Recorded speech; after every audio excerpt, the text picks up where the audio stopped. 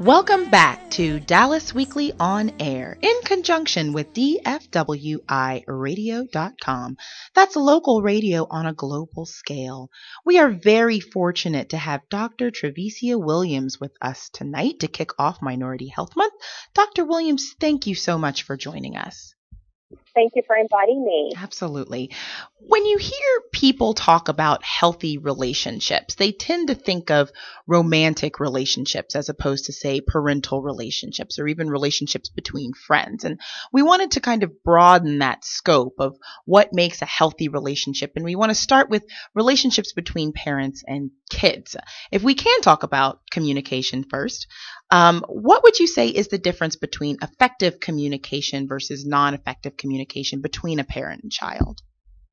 Well, it really boils down to the results you get. There are words that help and words that heal. And many times when people are communicating, they're expressing anger, they're expressing, frustration and disappointment, and that causes a breakdown in communication, and it causes it to be ineffective as opposed to, getting those results that you're seeking. So if you have a child or young teen even that seems to have trouble following instructions or getting exactly the point that you're trying to get across to them, how can you effectively communicate to that child so that they understand to change the behavior as opposed to, say, shut down because they just feel like they're being scolded?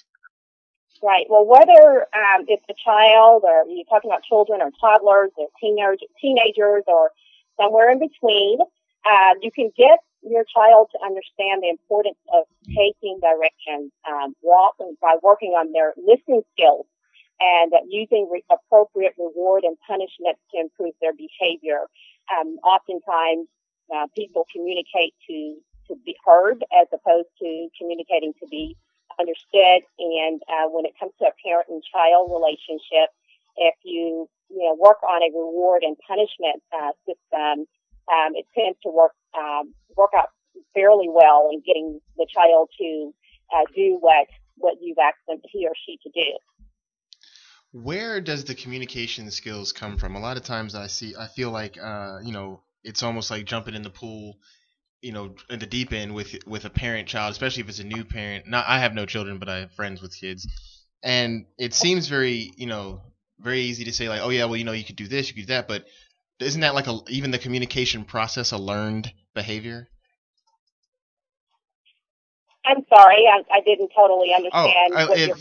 When parents are communicating to children, that type of positive communication as opposed to negative, or effective as opposed to ineffective, isn't that type of communication also learned? Isn't it harder? I mean, I'm asking, is it harder for, say, a parent has no idea what to do to even come across that kind of behavior as positive and effective? Right. Well, I mean, it really boils down to, what the age group is of the child that you are disciplining or trying to get to do something. Whatever it is that you're trying to get them to do, the child to do, it's important for it to be, the communication to be age appropriate, first and foremost. And you always want to start out with something positive, and sandwich what you're trying to get that child to do with something positive, and then the instructions. And there are some things I came up with some tips on ways to get the child to follow those instructions. And one of those ways is to give clear and concise instructions. Directions should be worded as simply as possible. A concise direction will help your child understand exactly what is expected and will help you as a parent to get their attention. That's first and foremost. Secondly, you want to remove all distractions in a room. When you're asking the child to do something, you want to look the child straight into the eyes, his or her eyes, and while you're giving them the instructions. Don't tell the child what not to do. Make the statement positive and direct. Ask the child if he or she understands the instructions after you're done giving those instructions. You explained that setting up a proper reward kind of system can be a really effective way to communicate to a child. I wonder if you could tell us what maybe some proper rewards would be. Well, it depends on what you're asking the child to do. If you're asking the child to, say, for instance, complete his or her homework, You'll want to say something like, if you complete your homework by 6 o'clock, then you can watch your favorite show, at 7. If it's not completed, then, the TV will remain off for the rest of the evening.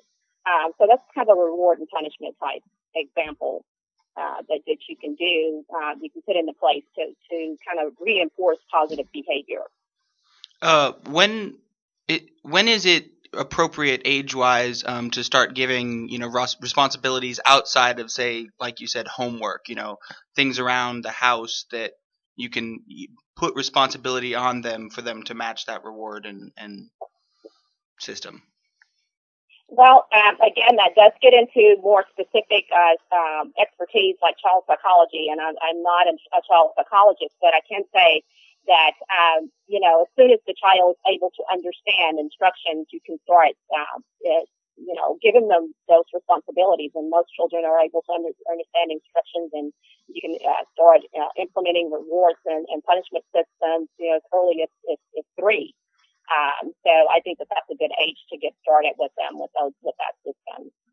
If we can move the conversation a little bit to boundaries, we've been talking about communication and getting specific results from children and young adults based on effective communication.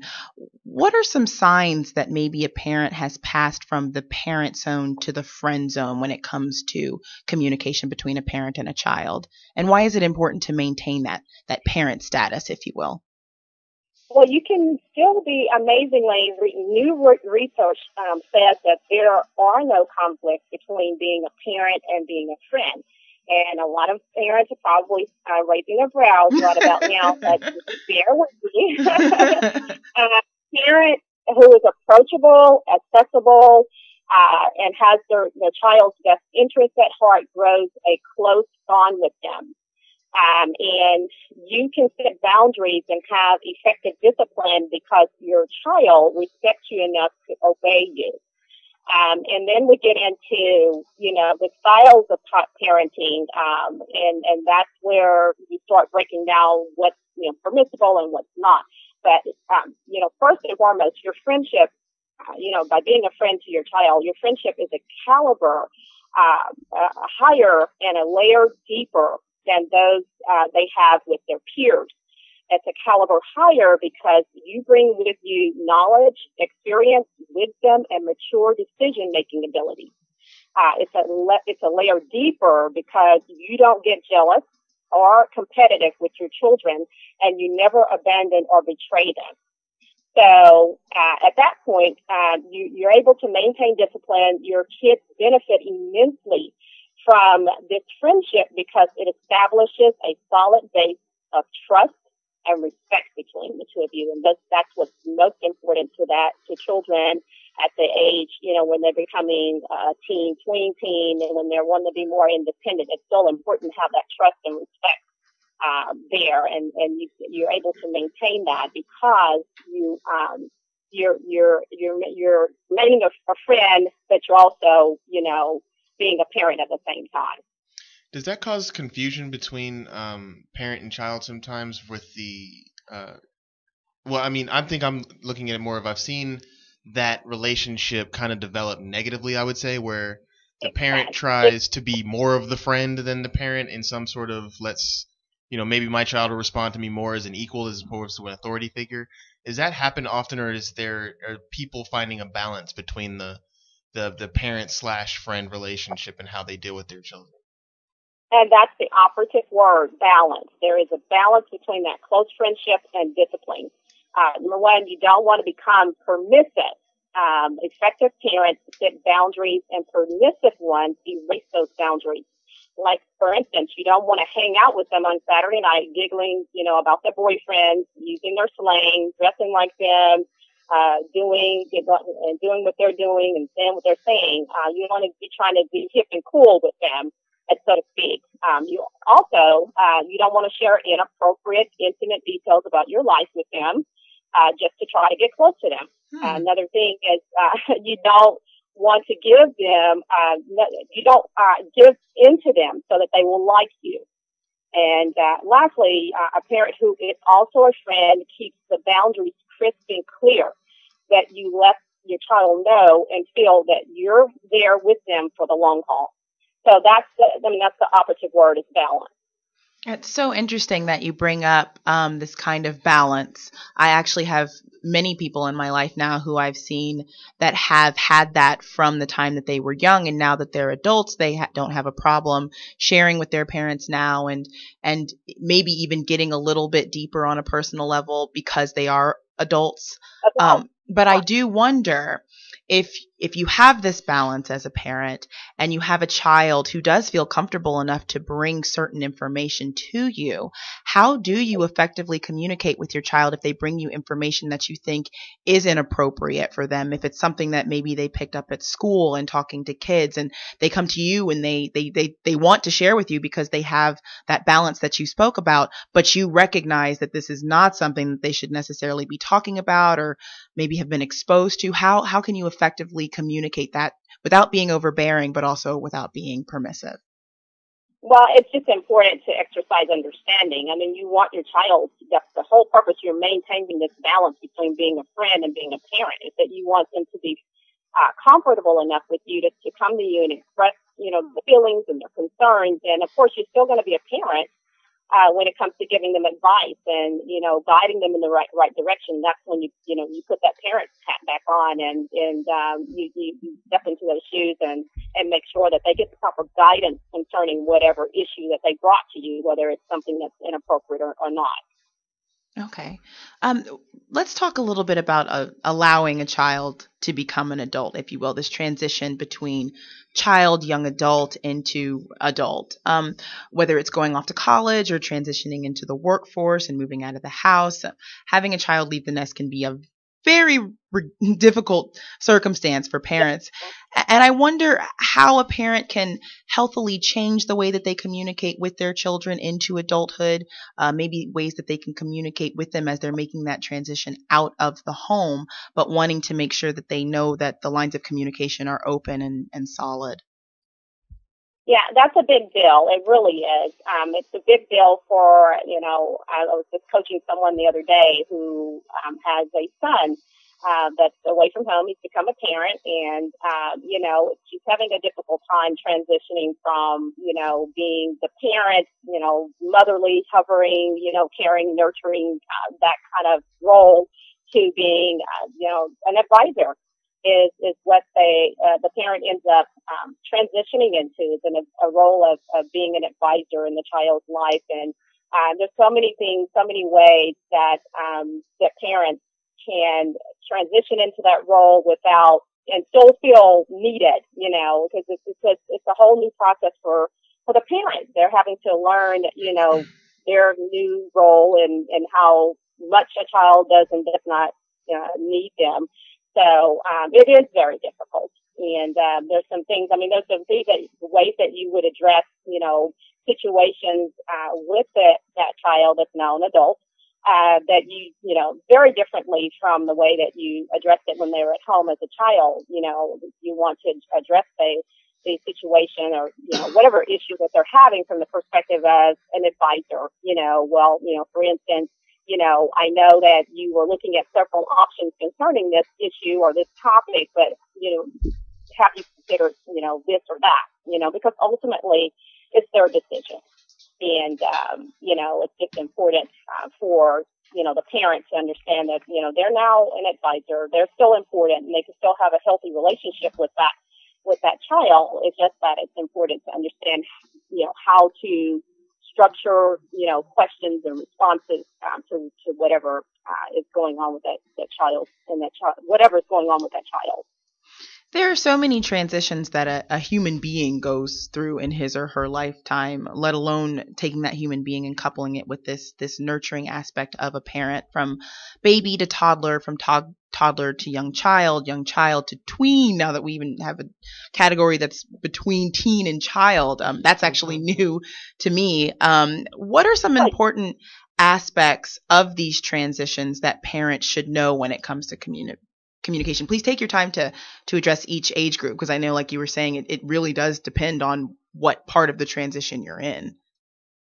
It really does. And that's the biggest transition, and everybody knows, every parent knows this, it's from That not just empathy and toddler stage, where you really are there and you really are, the nurturer, you're the caretaker role to, the adolescent stage when they don't need you as much. They're becoming more independent and they are kind of pushing you away. But yet they do need your guidance. They do need your help. They still need you to be the parent, but not in the same, hovering over, nurturing way that you were when they were an infant or a toddler even. So, it's a difficult stage for most parents because they are yet having to go through another, mode of transition where, they're not sure what their role is as much. I know personally when my daughter was in junior high, it was not cool for mom to go to school and have lunch with her. It was so not cool. Nobody else was doing it. Nobody else's parents were sitting in the cafeteria having lunch with their child. So it was so not cool for me to be there. It was so not cool for me to be on field trips. I was the only parent on the bus. So it's tough for the parent. Because the parent is feeling rejected, but it's really a matter that the issue is really about the child is becoming a young adult, and they're responding to those changes. They're responding to peer pressure. They're responding to that new stage in their lives as well. So it's so important for parents to just realize their new positions and still be a parent. But allow that child the space to grow as they are doing naturally. What are some practical tips that parents can use in easing the transition? You explained that it can be really, really difficult for the parent. I don't think children honestly recognize that their parents are going through just as difficult a transition with them. It's different, but it's all the same result in the end. And that's kind of a feeling of almost discomfort and fear because it's something that's unknown. So what are some tips that parents can maybe use during these transitions? Wow. I mean, there are so many, tips during the transition. It's like you said, it's just a difficult phase for both the child and the parent. That I think the most crucial thing is to respect the fact that they are naturally becoming a young adult, and that while they need you to be a parent, it's very important to exercise trust and understanding that they are becoming young adults, and they still need you as a parent, but they just need you in a different way. Okay. Because parenting teenagers has, in particular, has rewards and challenges. But as they're growing, they're dealing with gaining more independence. But by the same token, they still need the mother, the parent, to be there to be a parent. You actually specialize in relationships between mothers and daughters, and I wondered if you could tell us a little bit about how you came to focus on this bond in particular and why this relationship model needs special attention at times. Very important to me because many people that know me know that I'm a former Texas child bride, and I was placed in an arranged marriage at the age of 14 to a man, 26-year-old man from Germany. In Houston, Texas. So I'm very passionate about the mother-daughter relationship and its impact on preventing teen pregnancies and as a result, but primarily on them having a healthy relationship and so that they can build, bond, connect, and grow. Because when they have a healthy relationship, and I focus on effective communication skills, they're more apt to the teen girl is more apt to share things with her mom that she ordinarily wouldn't share with her. She's more comfortable talking about things because they have those effective communication skills. And so many times some things that high risk activity and behaviors can be prevented because they have a healthy relationship and they know how to communicate with each other more effectively. So yes, it's something I'm very passionate about. I do effective, a healthy mother-daughter, teen-daughter relationship every 2 months or so here in the Dallas-Fort Worth area. And it's a 2-hour workshop where moms and their teen daughters have to attend the workshop together. And they learn a lot about each other. It's a lot of fun. It's very interactive. And both the mom and the teen daughter walk away feeling very, very empowered and feeling like they know a whole lot more about each other and that they're walking away with some skills and some tools that they can use at home. Very nice. So if someone wants more information about healthy ways to communicate with his or her child, or just communicate in general, where can he or she go to find that information? Well, for the mom and teen daughters, because that's what I focus on in particular, they can go to realbeautyinsideout.com. It's REAL, beautyinsideout.com. And they can learn a whole lot more about what I do with moms and their teen daughters. It's absolutely free for moms and their teen daughters to attend these workshops. And like I said, they're very, very empowering. There are some videos there that talk about the workshops, feedback from parents, mothers that participated in the workshops, and how empowering they found it to be and helpful. So absolutely. I've got another one coming up on Saturday, May 11th in McKinney. So for those mothers and teen daughters who want to participate, they can visit realbeautyinsideout.com and learn more about it and get registered. Wonderful. Well, we're going to take a short break, but when we come back, we're actually going to shift the conversation over to relationships between friends and then significant others. But we also want to answer your Facebook questions. Our social media site is abuzz with questions from our listeners. We want to let you know that you can still leave your comments on our Facebook page at facebook.com/Dallas.weekly. More from Dr. Trevicia Williams after this short break.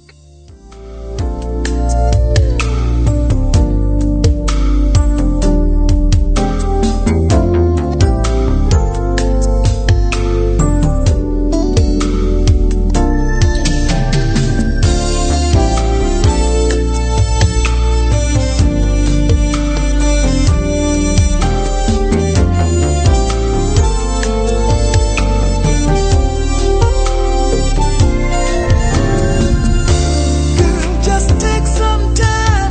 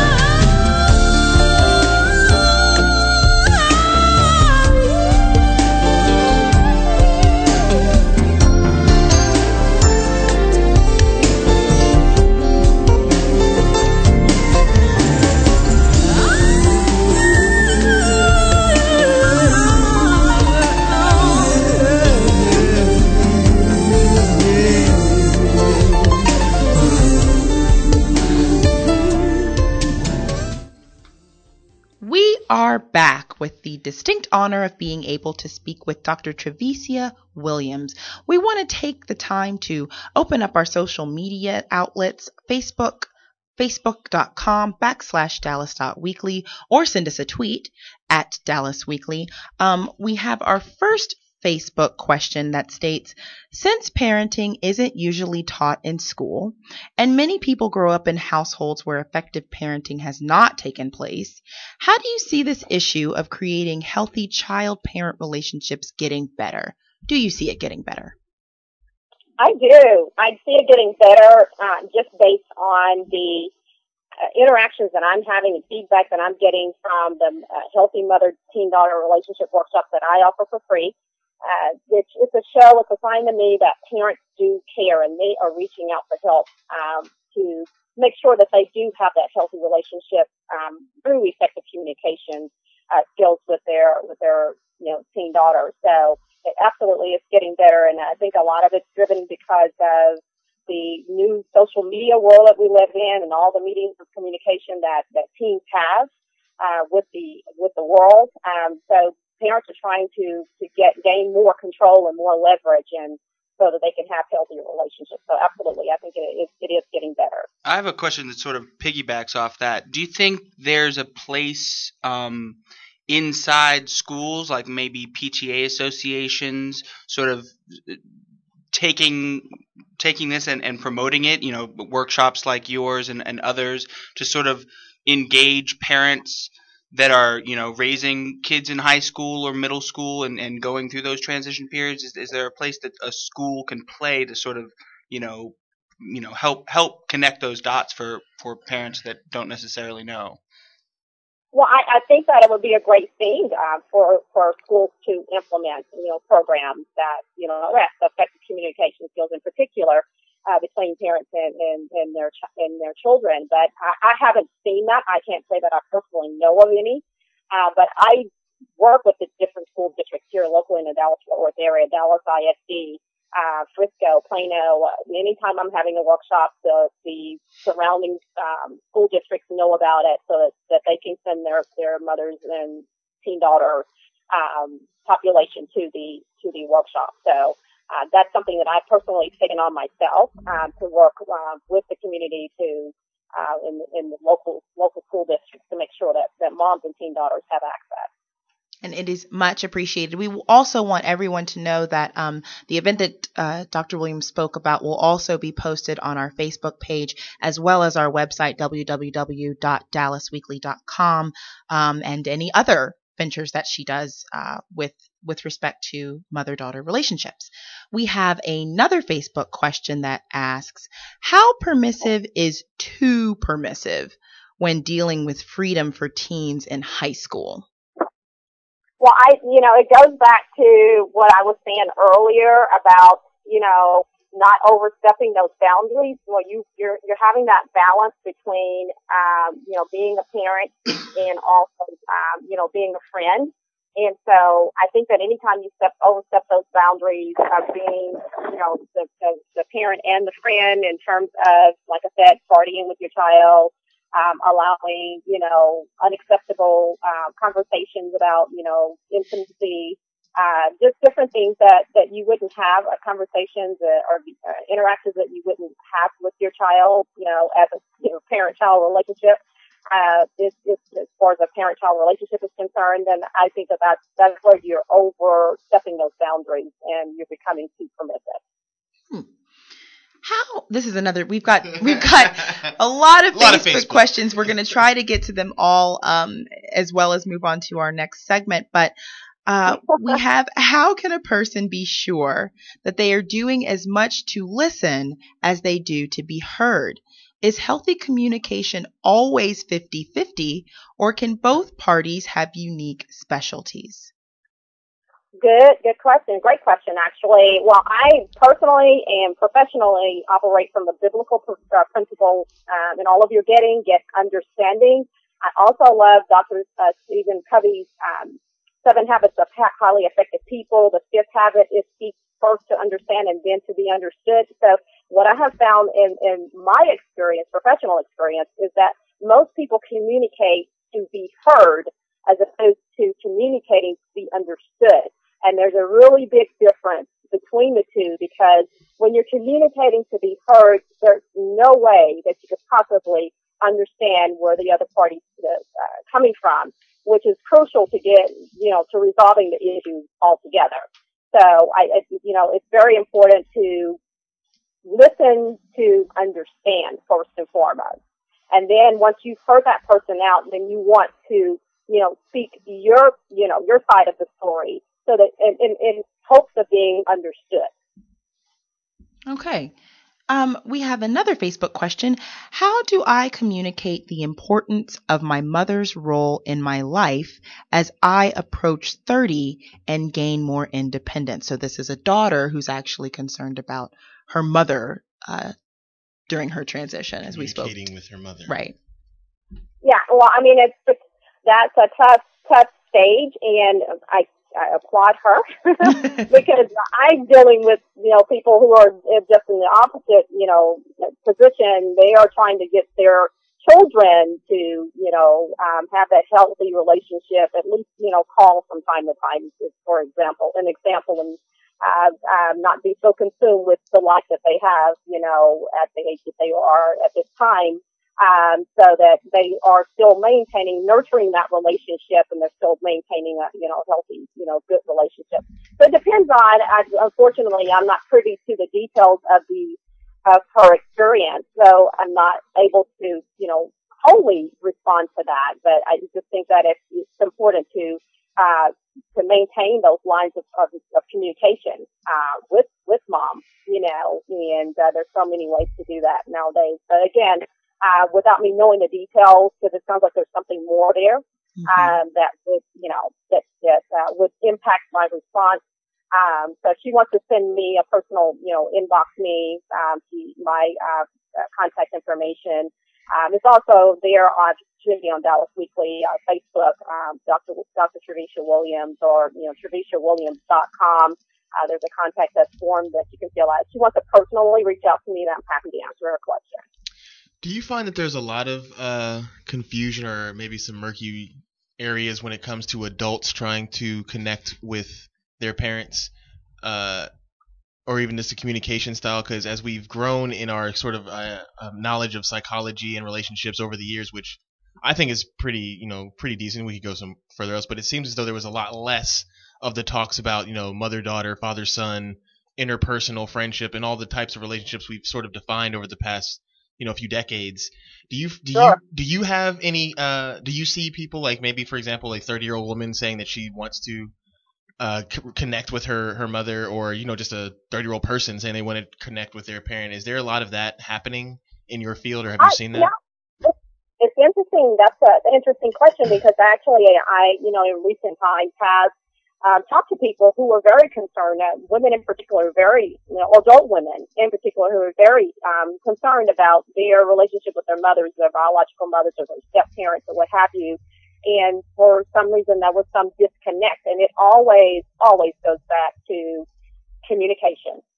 Poor communication. Somebody's not understanding somebody. Somebody's, talking to be heard and not to understand, and there's a breakdown of communication, and neither party has the tools that he or she that she needs to, in this case, mother-daughter, that she needs to make that relationship healthy and whole again through effective communication.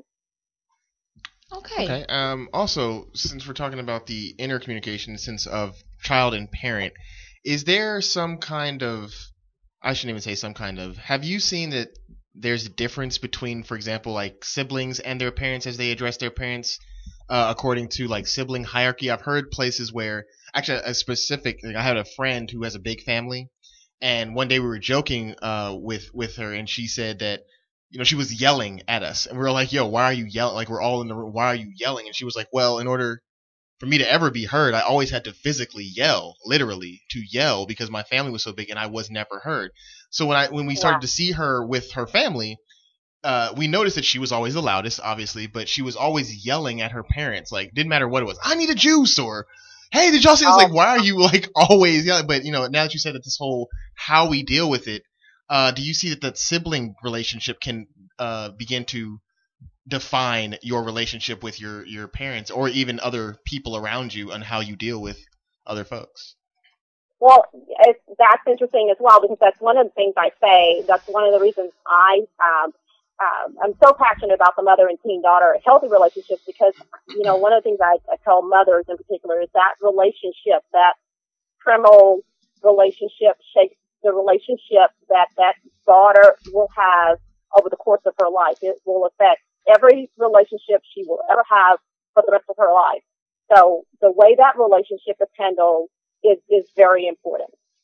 And it sounds like in that situation, that just became a habit, and that became her way of communicating. If she's yelling all the time, she started out, with one purpose, and, that was just to be heard. And after that, it became a habit, even if it wasn't necessary. So it was something that she needed to be, retrained about, so that she could, learn how to communicate, be heard, and still have a certain tone and volume. We'd like to let the listener know who asked the specific question about independence as you approach 30 that we have placed Dr. Williams's contact information on our Facebook page directly under that comment. So if you go back to the page, you will be able to reach out to her. We have another Facebook question that says, what tips do you have for talking to daughters about teen pregnancy and safe sex, especially with so many shows like Teen Mom seemingly promoting young parenting? At what age should this conversation happen? I think as soon as, for me personally, I had the conversation, because I have a 28-year-old daughter. So I had this conversation, at 12. You want to start as soon as possible and start on light notes, talking about just making her feel comfortable sharing different things, the changes that are going on with her body, in her body. Some of them are noticeable to her only, and some of them are obviously visible to the parent, the mother. So as soon as you're seeing these changes are occurring, that's the time to get started. I always, I slam Teen Mom 2, the MTV 16 and Pregnant, and I think that NBC just, canceled a show, Parenthood or what have you, because they seem to glamorize teen pregnancy. And it seems to be having the alternative effect on, teens, as opposed to, deterring them. It seems to be having the alternative effect on it. So, I've got a big problem with that, those particular shows. And so, it's back to parenting. It's back to effective communication and opening up those lines of communication with your teens, your teen girls in particular, and letting them feel. That's another reason for that balance between parenting and being a friend, because if you're just an authoritative parent, that child, that female child, is not going to feel comfortable sharing, personal things with you. And so you do want to, have that atmosphere to where she feels comfortable coming to you, telling you, things that are going on with her. And it's important that you show her that you understand where she's coming from, that you validate her feelings, because that's another thing I address with my mother, teen, daughter, healthy relationships workshops, is that a lot of times,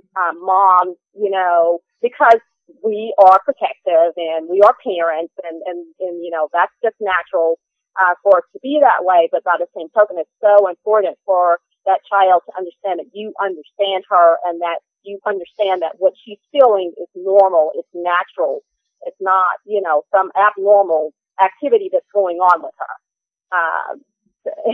It's tough. It's tough as a parent, to address this, because here you see your child, developing and growing right before your eyes. But it's also a natural process of life. Mm-hmm. We want to actually take the opportunity to turn the conversation just a little over to friendships. Again, people often forget when they think about relationships in their lives that friendships play a big part in that. And we want to, again, focus on healthy communication between friends. So if you have a friend who's perhaps behaving in a manner that you do not agree with, what is the best way to communicate that fact to him or her? Well, with regard to that, the first thing that comes to my mind is that, first and foremost, you're dealing with an adult. I'm thinking that this is the age group that we're talking about. Right. If I'm incorrect, let me know. But you're dealing with an adult, and so that's first and foremost. And then the next thing is respect. An exercise of respect. If they are, behaving in a way, if it's not affecting you, then you have to question, how much should you become concerned about it, and how far should you go with it. With regard to respect, if the person respects your opinion, then that's a good thing, and then you've got somewhat of permission, more of a permission to express that opinion. But in doing so, understand that it is just that, it is an opinion, and ultimately it's that person's power to make the decisions that they're making, and your position is from the position of you would be acting from the perspective of being a friend. Okay, so what makes a healthy friendship? What does a healthy friendship look like? What is the communication between two people that is in a healthy friendship sound like? Well, a healthy friendship is one that is positive and supportive, and both of those factors are important in having a healthy relationship. The person, there shouldn't be any violence. There shouldn't be a situation where the person is, causing fear or harm or, anything like that. That's what I mean by, a healthy, and supportive. Can you, as we define the healthy relationship, can you just sort of tell people why it's important, why our friendships are important? Because friendships are designed to be a place where you can, this is a person that you can go and share pretty much about anything with. So there should be trust there. There should be a level of respect. There should be care, so that this is a place where you feel safe in sharing, things that you wouldn't share with anybody else, and that should be respected. So, from that perspective, it's very important. Friendships are very important. That's what keeps us whole many times is having that one person that we can go to and confide in about things that we can't tell anybody else. So with that said, we were talking about boundaries between parents and children, and obviously this is a different relationship, but are there also boundaries between friends that maybe you shouldn't cross, or maybe lines that maybe shouldn't be blurred, in your opinion? Absolutely. I mean, there's some things that, when you're talking about finances or things that favors and finances, you want to make sure that you are not doing something beyond your means, that you have carefully considered the cost, that you have carefully considered the consequences of making that decision. And when it comes to finances, you certainly don't want to offer anything that's going to take away from what you need for you and your household. And then in doing so, if you've decided that that's a way that you want to help a friend, then of course you want to set limits, and you want to get an understanding as to how much and when repayment can be expected. And, after you've done it that one time, learn from experience. If it doesn't go well, then you just don't do it again. You just have to have those boundaries. And if a person doesn't respect those boundaries, then you might want to reconsider that friendship. Is it really a friendship? Because it shouldn't be based on, how much you can loan me or what favor you can do, all the time. That's really interesting. I really appreciate that you actually bring that point up, because I think that individuals sometimes get into what can be just plain black and white thinking with no shades of gray, and it's either I can allow my friend to borrow some money, or I should never do that, because that's breaking that boundary. And it really does seem like it all goes back to what are you comfortable with, and what can you do without it being at the detriment of yourself. So I think that's a really, really good point. We want to segue briefly over to relationships between significant others. And again, we want to look at the communication between spouses or people who are together. What does healthy communicationship in a significant other relationship look like? I'm sorry, could you repeat that again? Sure. What does healthy communication in a relationship between significant others look like? Well, communication is communication, and it really does boil down to, seeking to understand first and then to be understood. It's very simple. People make it, difficult. They make it complicated. But it's very, very simple. You want to be listening to be understood. You want to express your feelings, in a way that it is received. I tell people all the time, when you're using a bunch of you did this and because of you, and that word you is so violent. When you're communicating with someone, it's very brutal. It's important because it makes the person, at that point, you're putting the person on defense. And it makes them feel like you are blaming them for everything. So when you're communicating with someone, your significant other, you do want to make sure that you phrase what you're saying in a way that takes them off of defense. And one of the ways you can do that is by using starting sentences with I. It makes me feel this way when you do this, or I feel this way when this happens, or that happens, or the other happens. So again, a real big thing that I see with people that are trying to work through a confrontation or a conflict in a relationship is that you, which puts people on defense. It's really interesting that you bring that up. I actually had a friend who told me that two of the worst words that you can use when trying to convey a message to a significant other or parent, honestly, is always and never. That those two words encompass a lot, and that people kind of throw them around the same way that they do with you. And it's kind of this dagger of always, never. Well, you're not taking into account a lot. I mean, people are multifaceted, so that makes a lot of sense. So would you say, in the same way that you explained to us, knowing when your forms of communication are ineffective or effective with a child, that actually pretty much goes across the board, and that how can someone know if his or her form of communication may not be effective in a relationship, in this kind of relationship? Well, I mean, that's pretty clear. If you're not getting anywhere, you're not making progress, then obviously there's a breakdown in communication. Mm-hmm, right. It's just, there's no guesswork.